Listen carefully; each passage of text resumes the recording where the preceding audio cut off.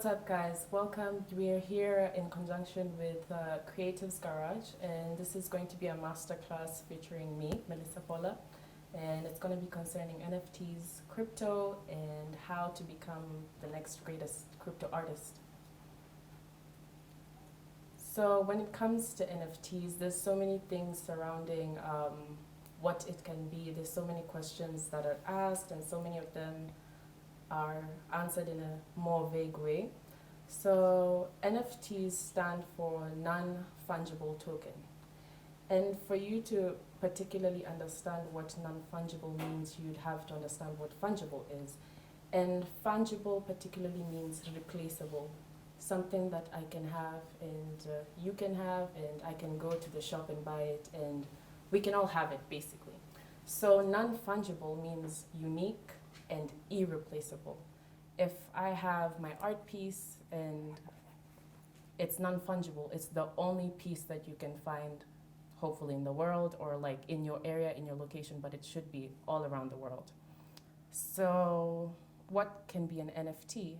An NFT can be anything you particularly want it to be. And it can be art, it can be music, it can be poetry, it can be copyrights to your to your rights. It can be concert tickets, essays, it can be sculptures, it can be a house. It can be this space that we're in currently, and it's basically what you make it. It can be even the clothes that you're wearing currently. So when we talk about NFTs, we've already agreed that it has to be unique. And another key feature that it has to come with, like a utility that it has to come with, is that it has to be a non-interchangeable unit. Like, you can't swap it for something else. It's irreplaceable. So make sure to remember that, like note that. So it's a non-interchangeable unit, and it's like a very, very unique asset. Think of it as an asset, like a digital asset that you store in a digital wallet, okay? Mm. So it can be easily reproducible items, photography, the songs that we were just listening to now on the radio. It can be short notes, can be the book you're writing on now. You can NFT that book, you can NFT your shoes, and that's basically what an NFT is. And where does an NFT exist? An NFT exists on a blockchain, and a blockchain is practically what I would like to refer in layman terms as a database. It's like a database that's distributed through a network of many computers. So basically that's where an NFT exists. It's kind of like, think about the internet. It's just a network of computers, so it's all digital. Everything is digital. So when we talk about a blockchain, beyond it being a database, it is decentralized in nature, which means that there's no one body or one government or one organization or one person who can decide, who has autonomy on what happens to the NFT. You get it? Like how we have the government and we have rules to abide by. NFTs don't work like that. Okay, they sort of do, but not in the same system. It's more of like you have a say, you have a say, I have a say, and we all have a say in what happens here. So blockchains are decentralized in nature, and that's a very key word in this industry, decentralized. Because what we're working on is not having like central organization that gets to decide what we do with our art, how we sell our art, how we sell our copyrights, our assets, anything that we have and we want to NFT. There's no particular body that you reach to that tells you what to do with it and how to do with it. It's all upon you and your consumers and what you let your consumers do. I hope that's clear. Yeah, that's there. really cool. Yeah. So a question that I receive a lot from many people is like tips on how to become like, to have like a successful NFT drop. And when I think about that question, it has so many variables and so many things that affect a successful NFT drop. And that all narrows down to what is the value of the NFT. Fortunately or unfortunately, we're like in a system where you can't just do art. It has to be like, what does this mean to you? What does this mean to my consumers? Do they resonate with my art? So it all comes down to like, do people value your NFT? Besides you thinking that it's the dopest piece of artwork, do people actually value your NFT? And another question is like, why are people buying the NFTs? Remember, non-fungible token. It's unique. Most of the time, or most of the NFTs that are sold are one-on-ones. So it's more of like something that you won't get to find. It's a blue moon. It's like, yeah, exactly. It's very unique. And this also narrows down to scarcity, because a lot of artists are using it as a method to, grow and sell their art faster, because I don't know if I'm gonna find Paula's piece on the blockchain anymore, because she's selling out so fast. So scarcity. There's very few pieces on the blockchain by a specific artist, or that depends also on the artist. How many pieces do you want to mint over a specific time? Something else that gives value to an NFT, which is very, very key, especially to the artist, I'd say, is community. Do you have a fan base? Do you also have a niche? Does your fan base like your niche? Are you expanding your niche? Are you exploring everything that needs to be explored in your niche? So I'm talking about if I'm doing oil paintings and I come to this room and I see this art piece and I'm like, wow, I already know whose it is, because you have a niche, you have a signature. And people like that.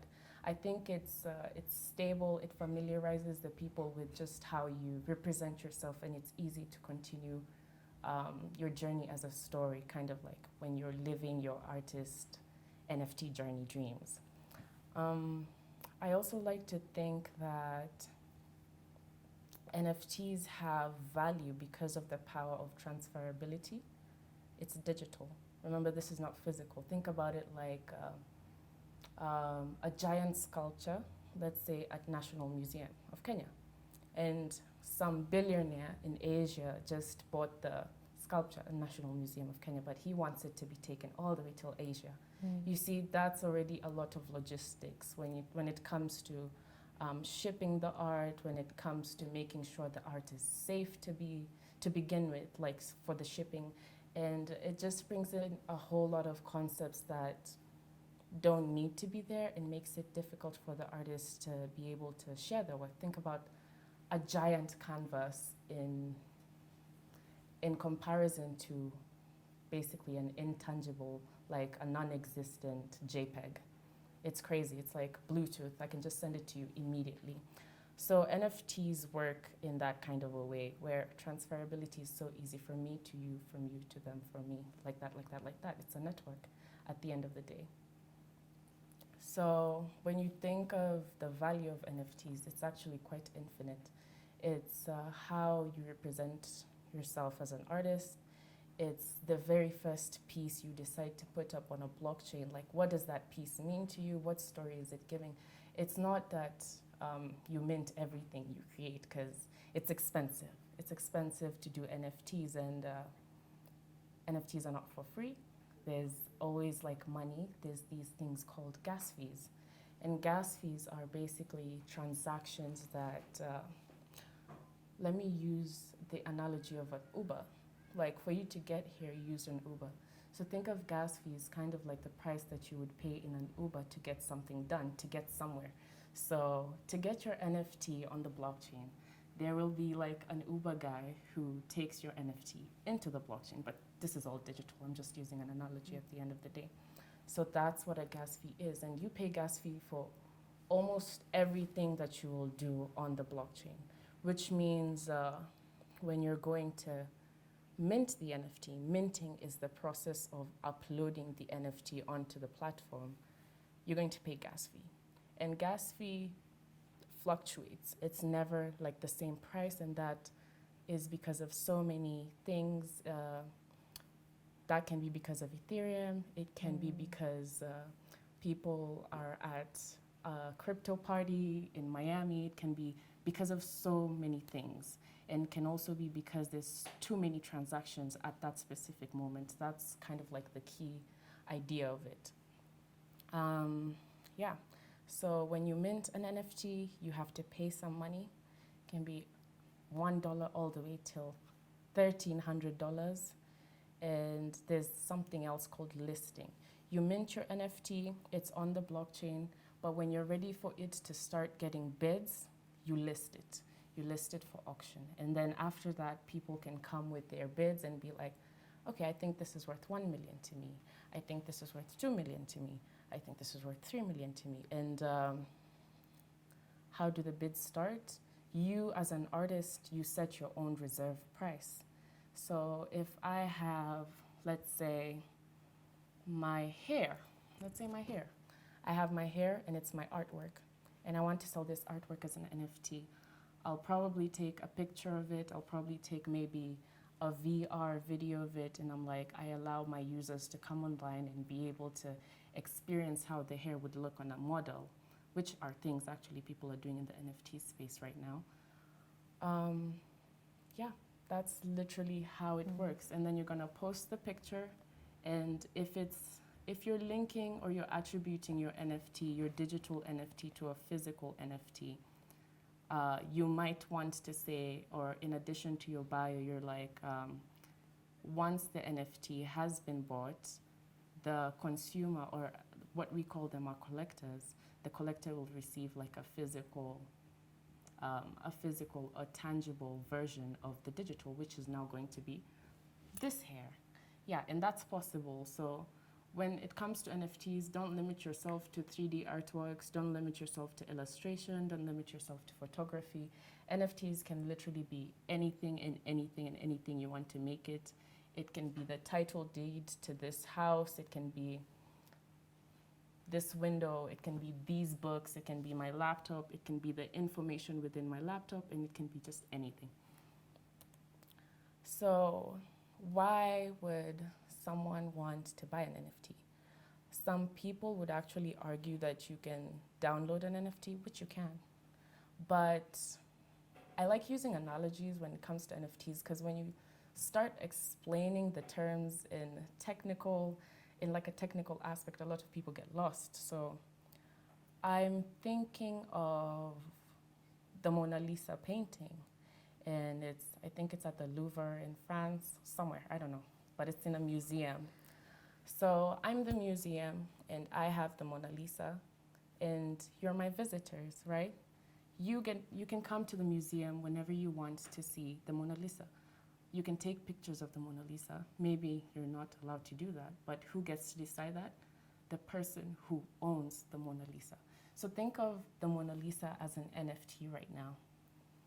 I'm the one who gets to decide who gets to do what with it. If I say no one can come to the museum and take a picture with the Mona Lisa, you too cannot do that. Just because you have the downloadable version of the Mona Lisa, you don't have the rights to take a picture with it, because I have refused. So when you think of NFTs, it's basically like an authentication. I'd like to call it an authentication because it's proof that you or me or we own like the original version of that one unique asset, which is your art piece, those red pants, your dreadlocks, your shoes, this beautiful carpet, and it can be anything. So that's just the first reason as to why people are jumping onto NFTs. It's like, it's a swift and easy and digital authentication to authentication of proof, like proof of originality of items and stuff like that. And we also see, I don't know if you get the hype as much as I do, but like when you center your life around something and then all of a sudden that's the only kind of news that you'll get. So I'm like, my life is surrounded by NFT news, crypto news, art crypto news and stuff like that. So I'm like, you see so many brands are like, and I'm not talking about like small brands. I'm talking about, you can see Vogue, you can see Maison, you can see Facebook trying to change its name to Meta to suit the metaverse. And you can see all these huge organizations and recognized brands trying to help on this, what was rather, termed as a trend. But they're all trying to get like a piece of, a slice of the cake. And I think that's also what's causing the hype behind NFTs. A lot of brands are trying to find utility behind the NFTs and kind of like try to align their what they're giving with NFTs. So if I'm like Vogue, how can I translate fashion into NFTs? And if I'm like, what can we say, Fenty Beauty, how can I transform my products or my makeup tutorials into an NFT? And that's basically like what all these brands are trying to do. So the more brands that are coming into like the scene, the more that people, feel FOMO, like they fear that they're missing out on something, and like, why don't I know about this news? Like I can hear NFTs this, Staples Center is now, I think, Crypto Center. And that's like a huge feat, because like that's a whole stadium named after a crypto domain. Like to me, it's crazy that we are living in an era where proof surrounds us, These brands joining and hopping into NFTs is all the proof that you need. Think about it as the era of when MP3s were, coming into like trend. So many people were against it, MP4s, so many people were against it. But at the end of the day, now many of the songs are in MP4, MP3, like, formats. Think about the internet. So many people hopped onto the trend. Many of them are billionaires, many of them are rich, many of them are living in Bali. Good for them. And the other half, or like the other percentage, which is probably more than half, it's usually like 75% to 80 to even probably 90%, still are trying to find ways to adapt and hop onto the trend. So what am I saying? Don't get left behind too much. The value of your NFT also comes in the timing of when you mint your NFT. Like how early into the pioneering stage or like the pioneering era of NFTs are you minting your NFT? Like before I joined, the reason that I basically got interested is because I happened to see this guy called Beeple, and he sold his NFT for probably, I think it's $69 million. And I'm like, that's crazy. That's crazy. I didn't think it was possible, but it's real and it happened.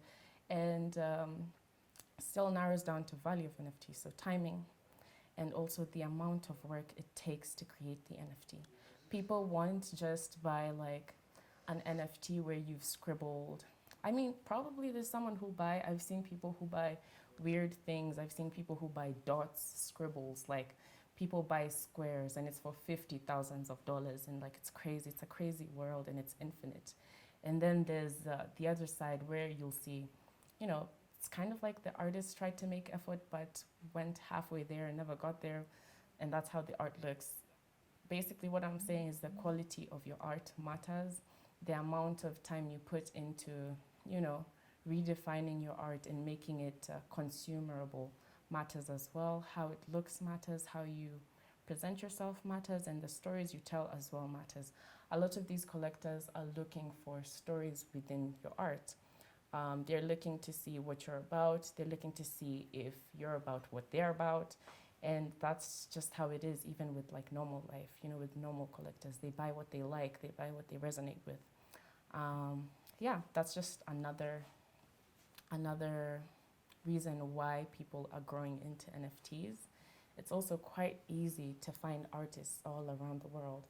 And like for me, I sell my art to people living in weird places. Like I don't even know where they live, to be honest. Like I just know they're in the metaverse with me. They exist somewhere within the metaverse with me. And like you'll hear some of them are coming from the US, some of them are coming from Asia, some of them Germany, some of them like, I don't know, very weird Caribbean countries. And it's like so far from home, and it's easier than ever. Like it's a matter of snapping my fingers, my NFT is listed, snapping my fingers, it has a bid, snapping my fingers, 10 people are trying to buy my NFT at the same time, which means the value of my NFT also goes higher. You get? Because if I have an NFT and I think it's like worth 500 bob, but you come and say, I think it's worth 1,000 bob to me, but she comes and says, I think it's worth 10K to me, that already raises your floor and your value and the value of your art. And that's just how it works. At the end of the day, it's like, am I lucky or good enough to get many collectors excited about my artwork? Which can be unfortunate when you see it happening to other artists and it's not happening to you, but it's just a matter of patience as well.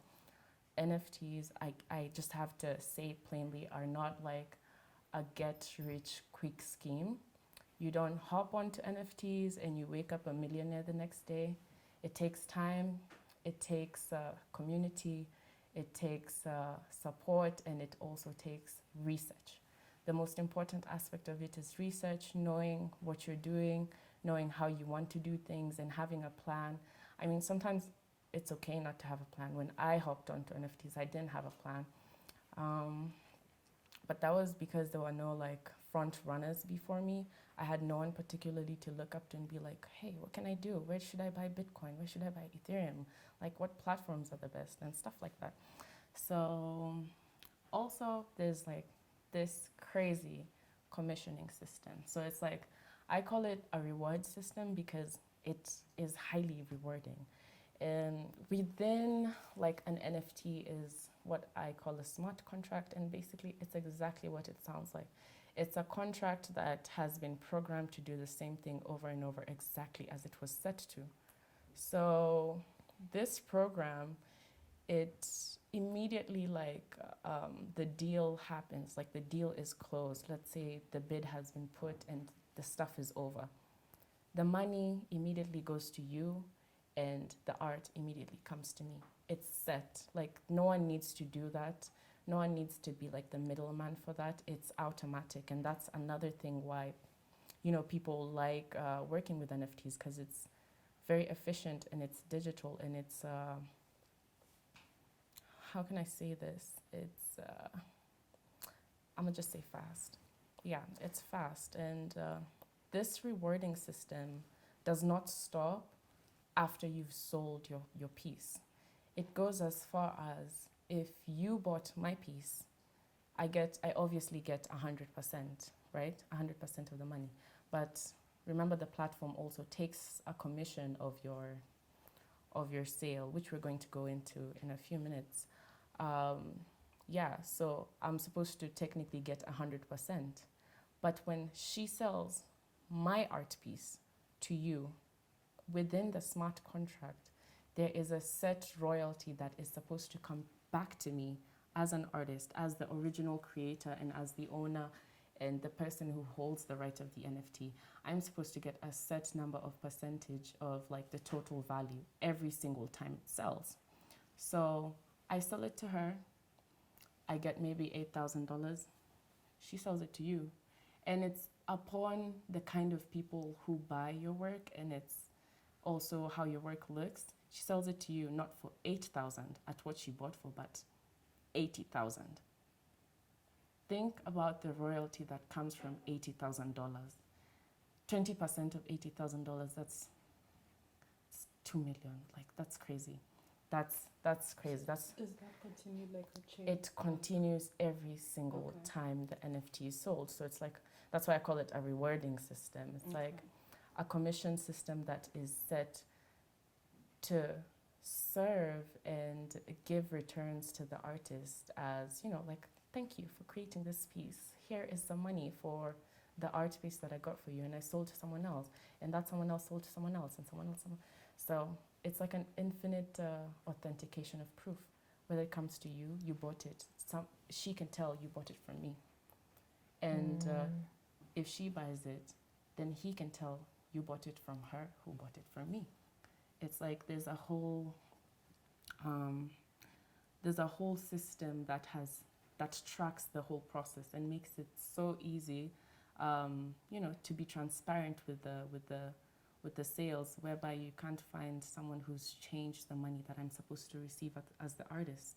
If I'm working with like a museum and we've agreed on 30%, it's very easy for someone within the museum or within an organization to swap that for anything else, maybe 10%. Or you find so many artists are still starving, yet their art is selling for so much money and middlemen get to keep a whole lot of that money. So NFTs basically gives power to the artist and the consumer, or the NFTer and the collector. So what do NFTs mean for like artists? It means that artists get to actually make a living full-time being an artist. An artist doesn't have to be like a marketer and an artist, a stripper and an artist, a full-time tech bro and an artist. You don't have to be a hairstylist and an artist. It gives you the power to handle your art and be able to represent yourself the way you want to represent yourself. And it puts the power in digital, being that you can sell your art everywhere. It doesn't limit you to just the people who you know or who can, who are around you and live around you. It's infinite. I just like to say it's infinite because so many people can access your work just by sitting here and logging onto their computer. And so many people can also be able to make an impact to change your life just by putting a bid up on your piece. Like, it's crazy. Instead of it being because I'm close to you, because I'm in Nairobi with you, I'm probably the only one who can help you. It puts you at a position where there's 7 billion other people looking at your work, and it's almost free. It's not like particularly free, but it's almost free. Future of art. I like to compare this to like, there's this physical, tangible war versus digital war, whereby people either want it physical or either want it like digital. There's never like an in between. But I feel like NFTs are the in between, where you can decide if you only want the digital and the physical can remain with the artist or with the museum or whoever is representing that specific art, or vice versa. And I feel like it makes art accessible and it makes art consumerable from very many different perspectives. Not one person or one organization or the limited organization within your country can say, you're not worthy to sell your art here. We don't like you. You can always try somewhere else. Whereas I feel like in the traditional era of art, that would happen a lot. Like, you see, to be a successful artist, you need to be in residency here and here, or you need to have worked with Sotheby's, or you need to have worked with Christie's. But now I see Christie's are reaching out to like young NFT artists, like people who've been in the crypto space for probably like a year or two, and that's averagely way less than it would take for you as an artist to reach a point where you're being invited by Institute London to showcase your art. It's like, it makes the process efficient, it makes the process accessible to very many different people. It doesn't limit the accessibility to people who are around UK only. You'll find galleries, big galleries are hosting NFT shows, and the artists are from Africa, they're from the Caribbean, they're from Miami, they're from Canada, and it's beautiful. It's so beautiful because it brings in this diversity that even a physical show, I feel, doesn't to full capacity bring in, because there's something about digital and a virtual reality world that is really impressive to me. You can be what you want to be, I promise you. So you get to see so many interesting things, so many interesting people, and that's some of the few things I love. And yeah, that's what I think about the future of art in NFTs. So we can talk about common celebrities who are going into NFTs. And we can also talk about like main celebrities and why the NFTs succeeded.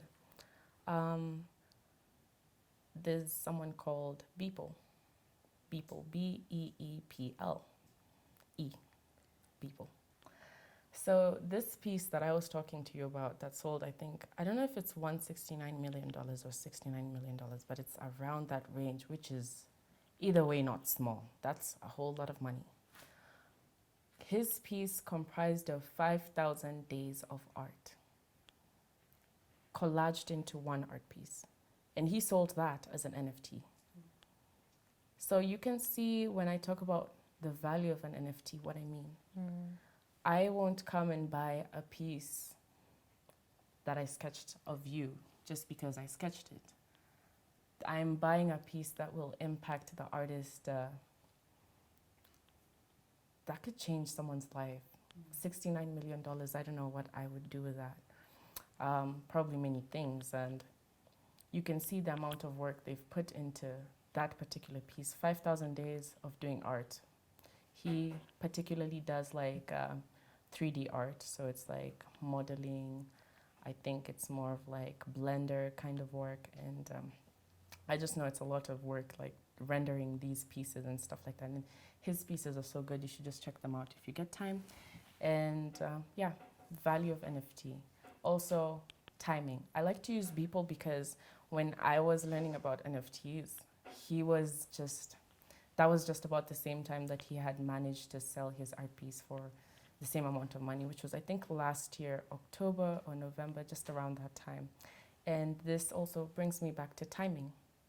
He was way ahead of the curve when it came to listing his NFT. He's not minting his NFT this year, which wouldn't be bad. I mean, I still sold my pieces. And I'm not saying that it's ever too late to mint your NFTs. We're literally at the pioneering stage and the pioneering age of like NFTs, and it's going to bring like a new creative economy in general, not just creative economy, but like it's going to mold a new world whereby is more inclined to like a digital era.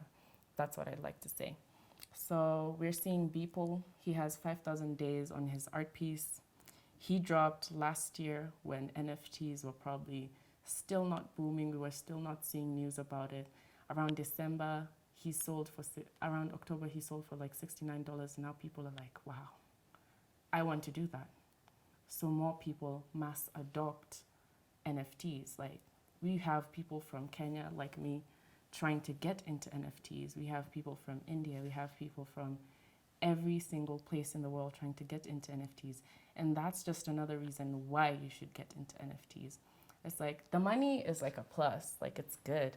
But when you see the capabilities in real life of what you can do with your NFTs, how you can even lend or loan or stake or swap or liquidate your NFTs, it opens you to a whole new world. And I like to tell people, like, you will keep learning something every single day. Like I've been learning since I minted my first NFT, and I'm still learning. And yeah, this is practically me just giving you an experience of the things I've learned in a slightly professional way.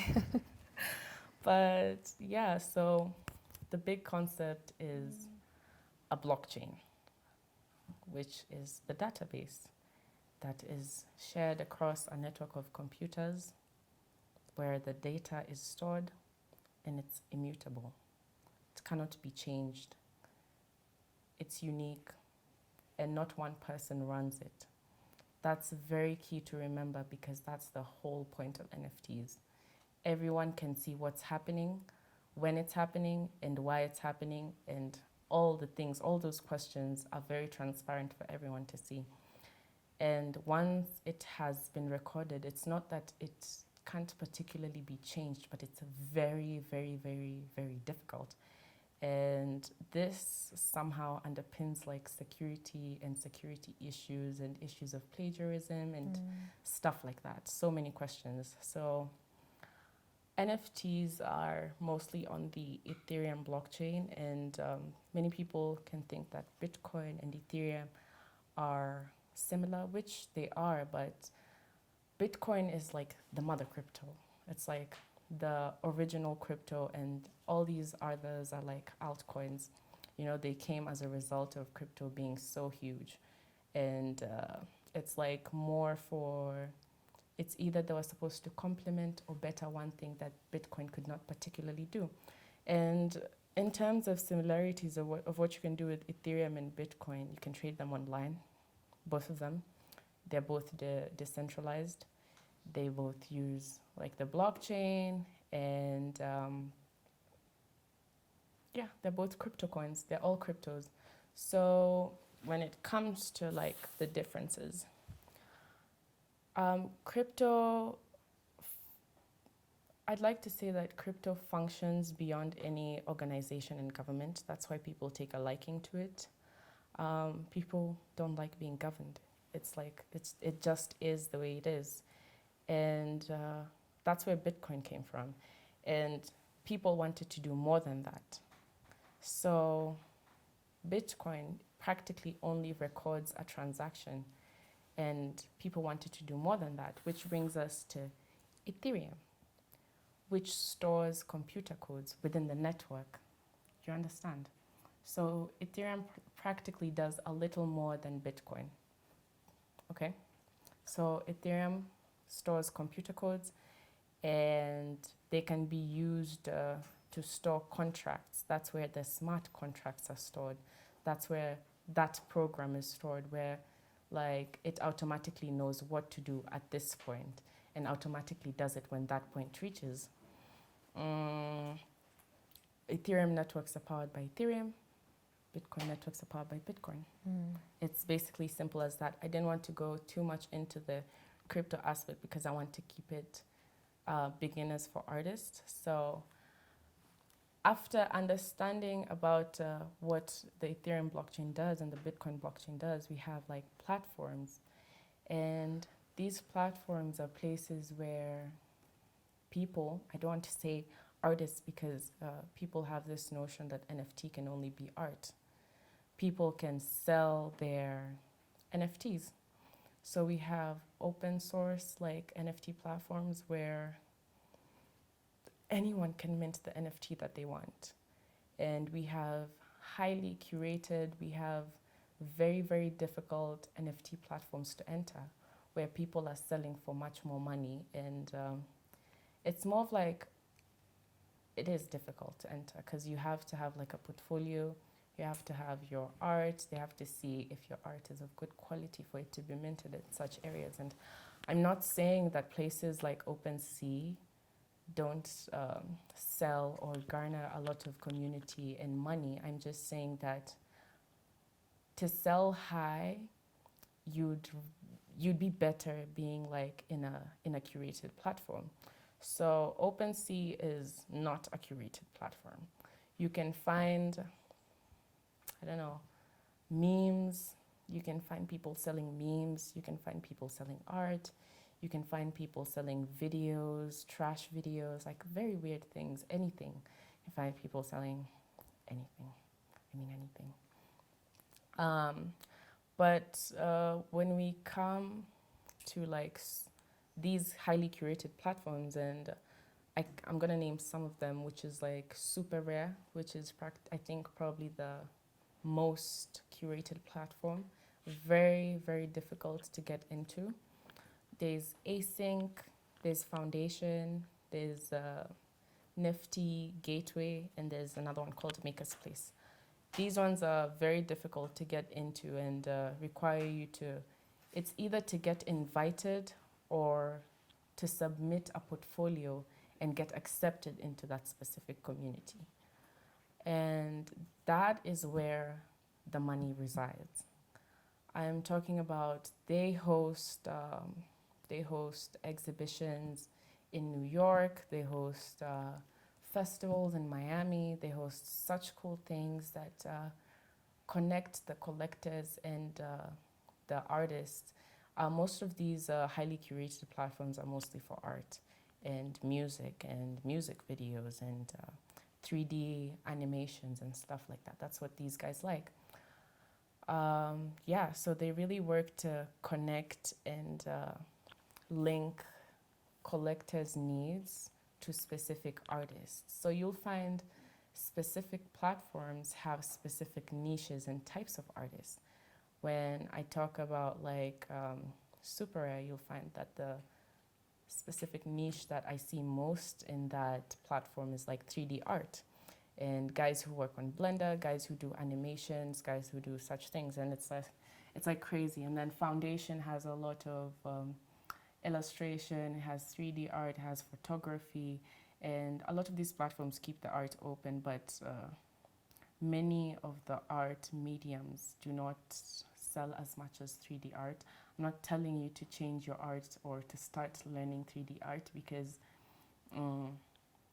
3D art was just the pioneering art form of, of NFTs. When I think about Beeple, I think people are doing 3D art because Beeple sold his 3D art for like 69 million. So people are like, I have to start doing 3D art right now. And I'm like, you basically put the value in your work. You know what brings value to an NFT. So you, at the end of the day, will put value into your work. If you have great art, you're a great artist, you will have consumers. It's literally as simple as that. And so for these highly curated platforms, you will need to like get invited. And that system is mostly for like super rare and foundation.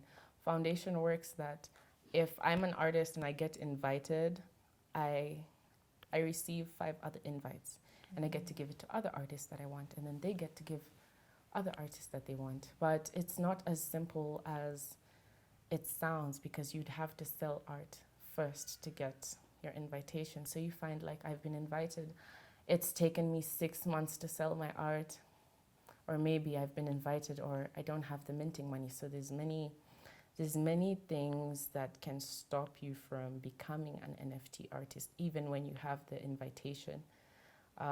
Money could be the most key thing, and that's something you'll find a whole lot of organizations, NFT organizations, coming up to create funds and to create guilds that can generate money to support artists from different places around the world, or to support even, or to donate to specific causes. And a lot of NFTs build utility by saying that they'll donate specific amounts to do this and this, which is not bad, especially if you're doing it. It helps you, it helps your community, and it builds your community at the same time. That's everything you want. So that's kind of like how it works, and I hope you're not getting lost. If you're getting lost, you can always tell me to like go back and repeat anything. No. So some of the platforms, OpenSea and Rarible, those are free to mint. You just bring your NFT. They emulate this thing called lazy minting, whereby you pay a specific minting fee only the first time that you want to mint. The other times it's just like you can mint as many times as you want. But those are not curated. There's Super Rare, Foundation, Async, there's Makerspace and Nifty Gateway. You have to be invited or you have to apply to be invited. And those ones mostly deal with one-on-ones. There's so many kinds of art that are sold, but the specific ones that you will see is like collectibles or like collections, whereby you have either 10 to even 10,000 pieces. And the 10,000 pieces, maybe like 8,000 pieces, those are called generative art collectibles, because it's kind of insane to create 10,000 pieces of art at once. Unless you can, which is good for you. But yeah, those are called generative art collections. And the only highly curated platform that currently exists that you can have a collection is Foundation, and they allow you to have a collection of, I think, up to 55 pieces, which was just implemented, I think, 3 days ago or maybe a few days ago. So as you can see, it's still early on. You can still hop onto this trend, and if I were anyone, if I were you, I would think of NFTs not as a bubble or as something that's waiting to collapse or that could collapse, but rather as a catalyst that could bring about so many things. Because since I started NFTs, I've been doing so many other different jobs. I've been able to do and communicate with a different kind of community that has expanded my reach. And it's great. It's great to try new things. I suggest for all artists to try new things. And yes, we're just going to go into digital assets versus the traditional physical copy war.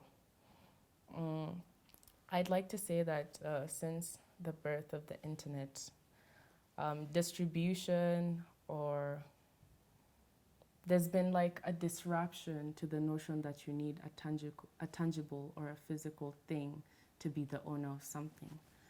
So that is basically the key reason why right now NFTs are booming. NFTs are all digital. Of course, if you would like to link physical attributes with it, it's good, you can do that. But they're mostly digital, and that is basically like their functionality. That makes them easy to use, it makes them easy to transfer. And, you know, I just think about NFTs kind of like the internet. The internet powers NFTs. And the more we enter into like an internet digital era whereby technology is rapidly and sporadically changing and taking shape into our world, the more we need things like NFTs, because if everything is going to be digital, we'd need like a digital contract. That could be your NFT. Literally, that could be your NFT. It's as simple as that. And within the NFT worlds, like you have wallets, and these wallets you can buy a domain for your wallet. And think about when the internet was coming, guys were buying things like Facebook.com. Think about the person who owns Apple.com. Probably now that's pretty valuable to me if I owned Apple before Apple was formed, because they'd have to buy it from me. They'd have to buy the domain from me. So right now, as we speak, there's guys buying Ethereum domains. You get like, mine is called dadaboypelo.eth, and that's specifically for my wallet.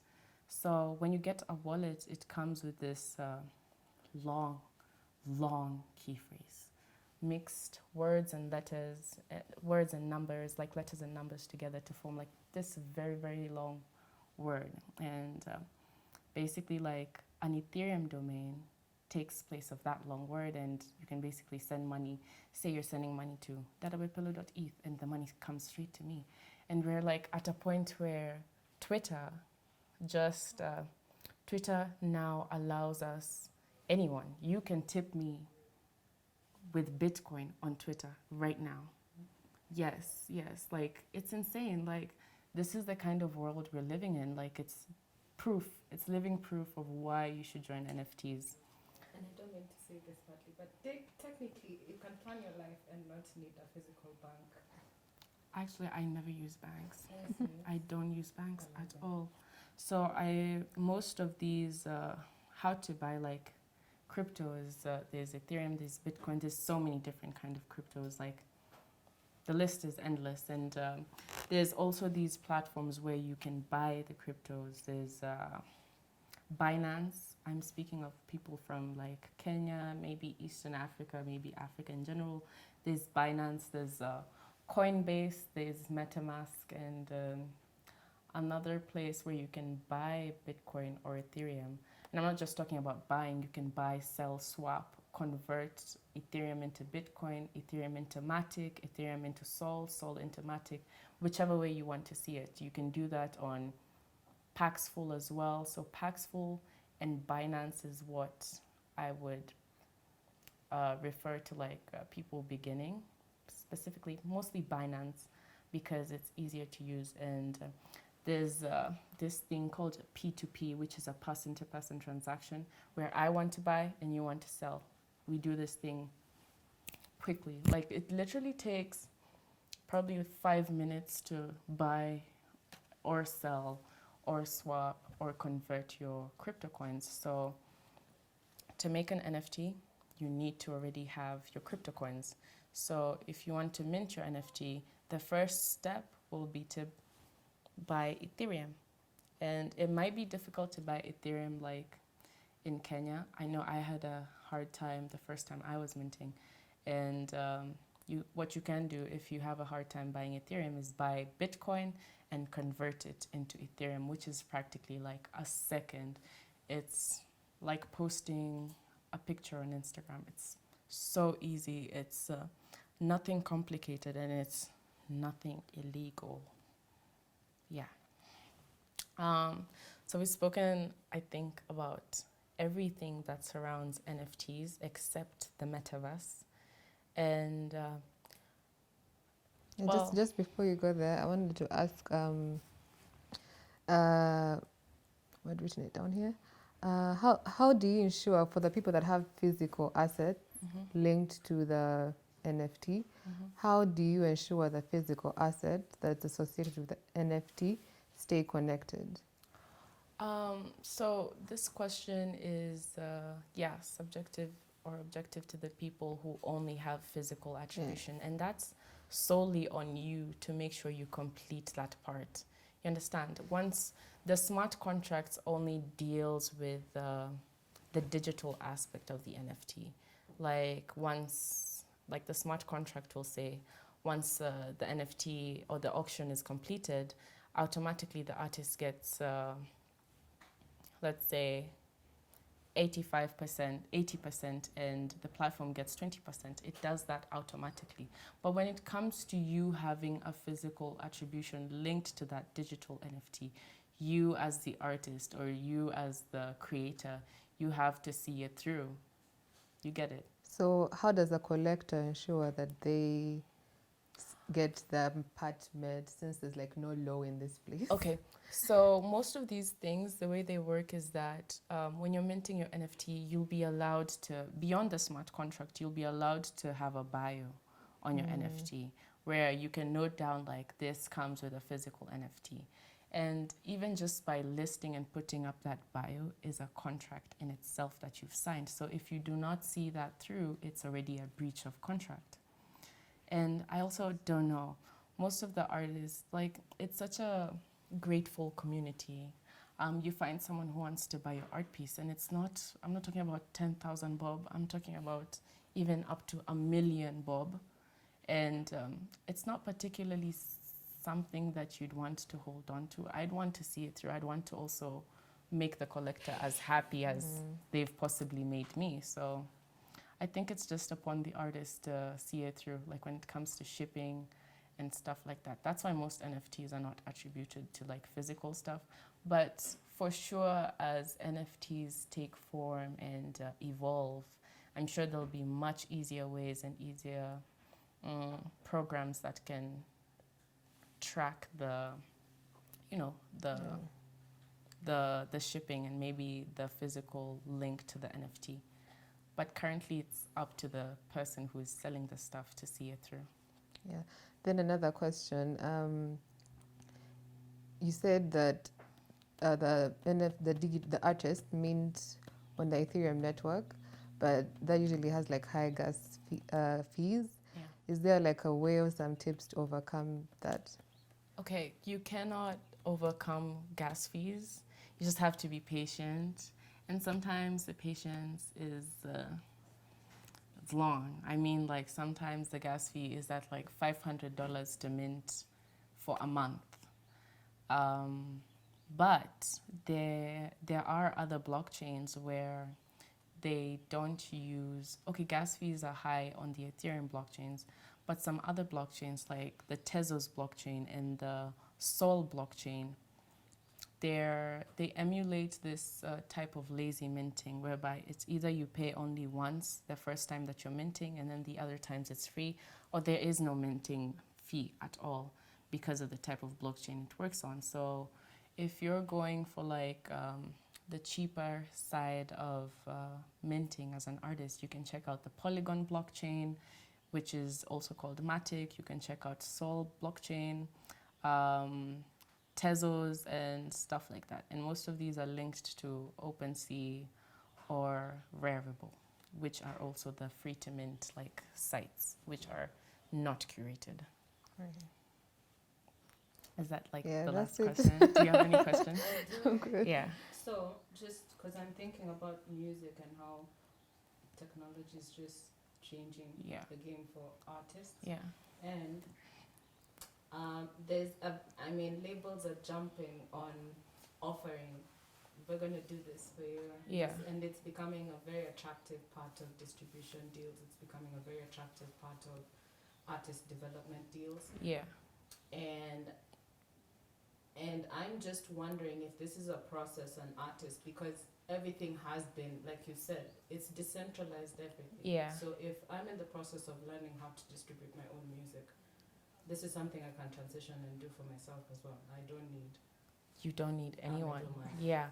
I'd actually like to give like a case study of a very good friend of mine. She's called Latasha, and maybe you've heard her songs, maybe you haven't, but you should check her out. She is one of the, she's a black woman, and she's, if not the first crypto musician, or probably she's one of the highest top selling crypto musicians, and she has her spoken words and her like homemade music videos, like things she was doing for fun, kind of like how I would make a TikTok and they're selling for $30,000 per video, per verse. Like I'm talking about a paragraph in her song that she's like musing and singing, and it sells for $30,000. And it's crazy that she's doing this all on her own.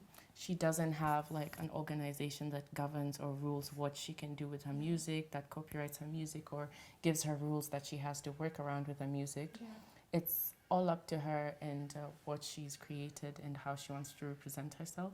So yeah, check out Latasha, and the platform that is best for music currently, I'd like to say, is called Zora, because a lot of these platforms are limited in the amount of in the size of art that they can take. So you'll find musicians and film artists, like videographers, can't mint on like Foundation, because there's no way your film will be 50 MBs.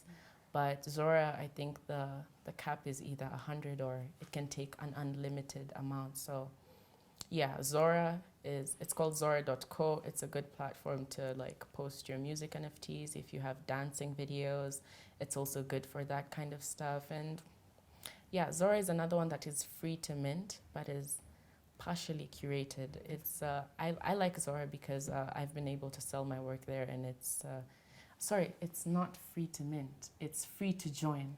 Free to Wow. join. Free to join, not free to to mint. join. Yeah, Okay. as we said, minting costs money, Yeah. and every single little transaction will cost money. To claim the money from your auction will cost money, and to put up a bid as a collector will cost money. I've realized I've been talking a lot from the point of the creator and not the collector, but what Yeah. if you want to collect an NFT? Yeah. It will cost you money to put up a bid, and it will cost you money also to like, it's called settling an auction, whereby you end the auction, like the 24 hours. Once you have a bid, there's like a countdown in most of the platforms, and you have 24 hours to put in another bid. If there's no other bid within 24 hours, then you can settle the auction, like it's completed, and you get to receive your money. Yeah, so. I do have one other question. Yeah. So if I've sold a piece of art, and specifically if I'm talking about music, am I allowed to like at least perform my music? Yes. Okay. Yes. Because I was like,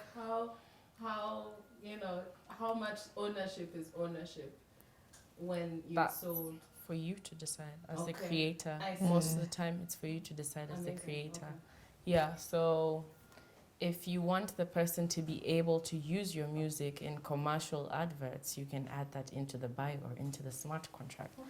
And if you want the person to not use them, you can also add that into like the bio and be like, you are not allowed to use this thing for any commercial Yeah. purposes and stuff like Yeah. that.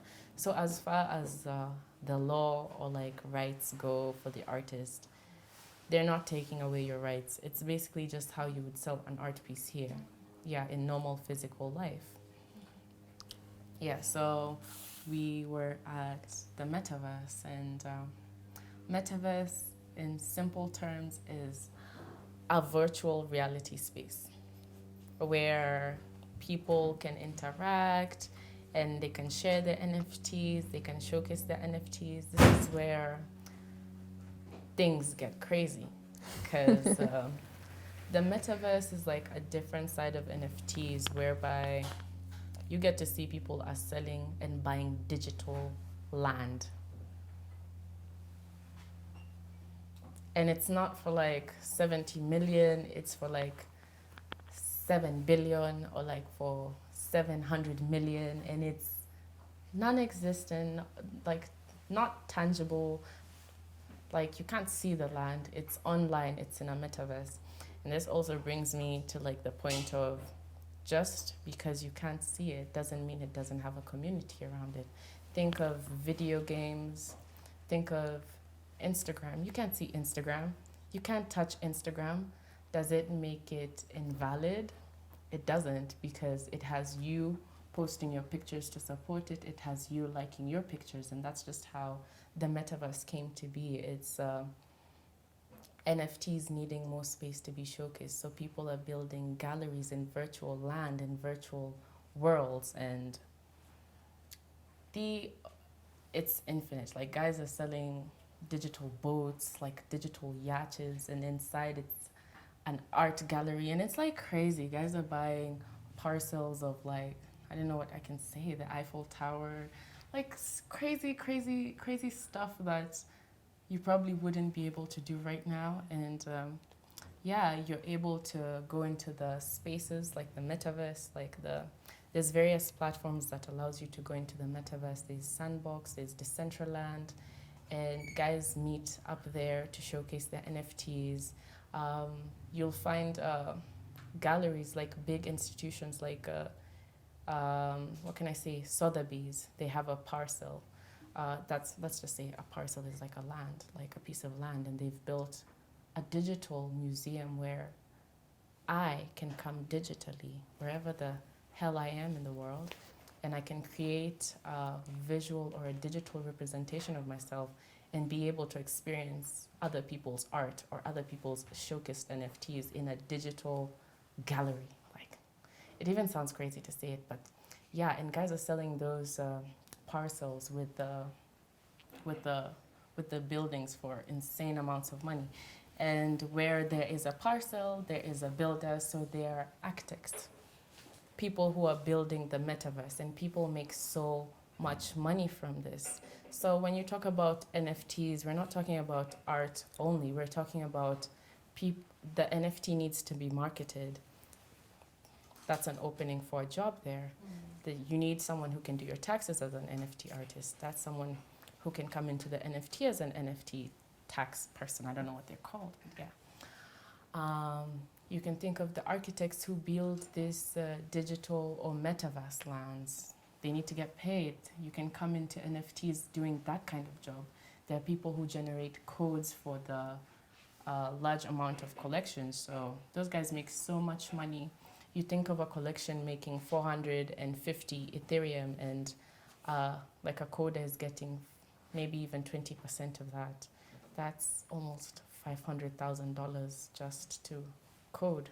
It's crazy. And all that is in the power of your hands and your talent and your abilities and how much research and outreach you do, you know?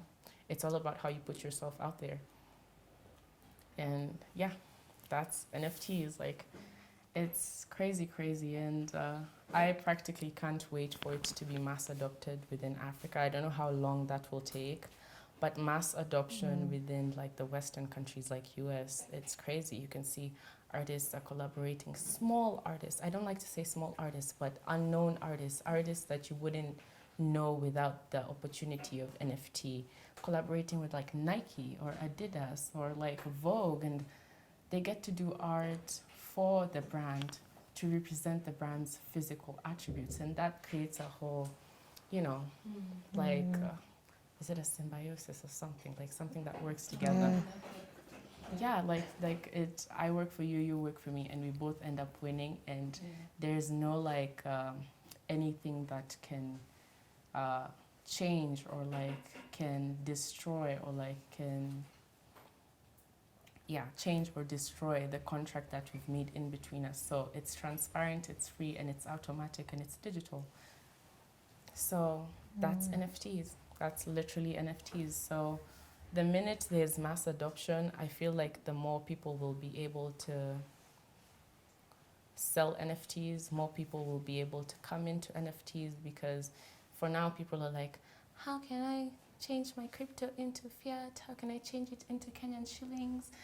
Do I have to have a crypto M-Pesa? Stuff like this. And I'm like,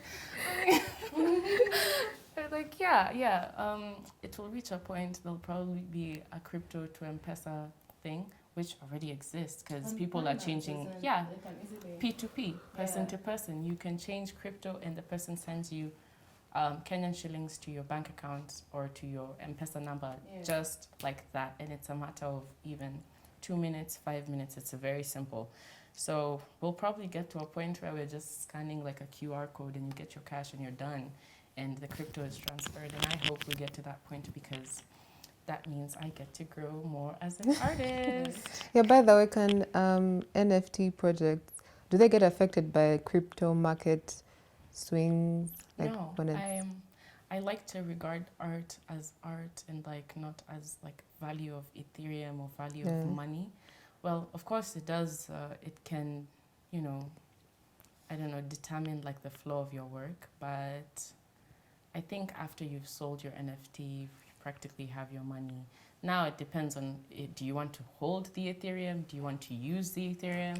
Have you thought about taxes once you're using and swapping the Ethereum, stuff like that? So you'll find most of the artists are holding the Ethereum in comparison to actually changing and converting the Ethereum to what we call fiat, and that's like Kenyan shillings. So words that we should remember as beginner NFT artists: non-fungible, gas fees, minting, listing your wallet address. Where can we open a wallet address? Binance, Paxful, mostly to register on platform, Coinbase and MetaMask. Crypto domain, .eth, .wallet, .crypto. I am Paula.ethereum, Dadaboypelo.ethereum. There's the metaverse, there's royalties, there's smart contract, and everything else in between, basically. So I think I've touched on the A to Z of what you need as a beginner. Yeah. Maybe a few people you might reach out to emulate, or like people who I think are doing the greatest things in the world currently, like Black creatives who are pioneering and making marks around the world. There's X-Shells, and there's Diana Sinclair. You can check out Serwa Atafua, Yatreda, Corey Van Loo, Osinachi Art. There's Fanuel, Owo Anieti, and Owo is actually a key pillar in this community, because I believe he had the first generative project in Africa, which is like the set of first collectibles that was released in Africa, and it's a beautiful project. It's called Afrodroids, and you should check it out. So the way I'm saying, you can sell a one-on-one for like $3,000. Now you can sell collections and collectibles, like different unique collections of a similar type of art. Yeah, and you can sell it for a way less price, but to more people.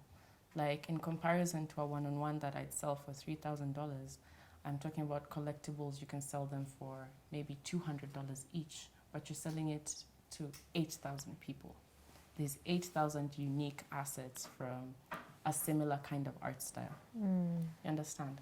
So he has a generative project that sold so many of those Afrodroids. I think about 8,000 Afrodroids, and it's crazy.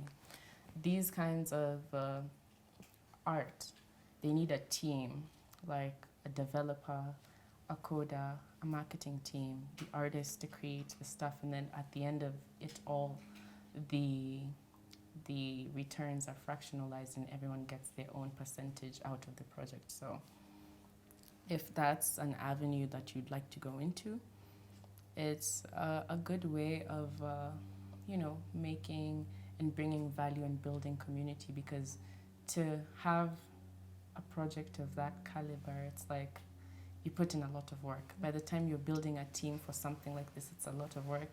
It takes even up to a year to create art, because you need about 500 unique pieces to generate probably 8,000 pieces. So think of the work and the value of the artist, the value of the coder, the value of the developer and the people building the website and the NFT stores. So that requires a whole lot more people. So back to the creatives, there's also vintage Mozart, there's me from Kenya, there's when it comes to other Kenyan artists that I really, really like in the NFT space who are doing amazing things, is there's Kigs. You can check out kigs.eth. There's Kamau Crypto. There's Joel Meshach. You can also check out Ignatius Arts. He's another person who does amazing collages on Super Rare. And it's just crazy. To be on Super Rare is like this elite pass, like, because it's really hard to get onto that platform. And there's MDD Arts, I believe he's from Rwanda, and there's Anthony, who's also from Nigeria, and these guys are making marks in the NFT space, because to be Black, to be African, to be an artist, and to be doing your thing, and to be able to like set the pace for the community coming after you, it's a big thing, because there's not many people who are doing that right now. So to find people who you can follow and emulate and look at their art and see, what can I get from this person? How can I grow like this person is growing? And yeah, those are just some of the people you'll see, like Black women who are doing great things in like the NFT space. And I mostly like to champion Black women and like to celebrate them, because currently I think women in the NFT space probably earn 50% less what the men earn, and there's probably only 35% to 25% of women. So we need to work on that aspect. So I'm challenging women, I'm challenging artists, dancers, I'm challenging actors to, put yourself out there, to do your research and not to be afraid to take risks.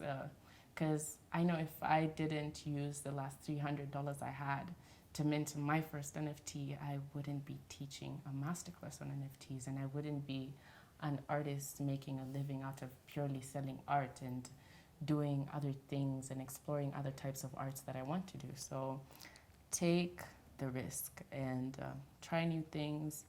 Even if it's not NFTs as a creator, you could try NFTs as a collector. So we've done a lot, and we've gone through the A to Zs of being a beginner within the NFT space as an artist and also partially as a collector. And my advice to the people who are coming into the NFT space is, don't be scared to take risks. Don't be scared to, put yourself out there. Don't be scared to find a niche. Don't be scared to redefine yourself as an artist. And most of all, don't let anyone define what makes art for you, or if your art is good in the first place, because it's all in the artist's hands, and that is essentially why NFTs exist currently. Yeah, so thank you so much for watching this masterclass or interacting with me during this masterclass. And this was an NFTs and crypto masterclass with me, Paula. I was your elegant host, and I hope everyone enjoyed and potentially learned something from this. And I hope to see you within the metaverse. And if you do find me within the metaverse, check out my artwork. You can find me on Foundation, Zora, OpenSea, under dadaboypello.eth, even Twitter. And if you liked this session, tip me via Twitter and send me some Bitcoin to my address. I'd highly appreciate it. Thank you so much for joining this session, and we are out.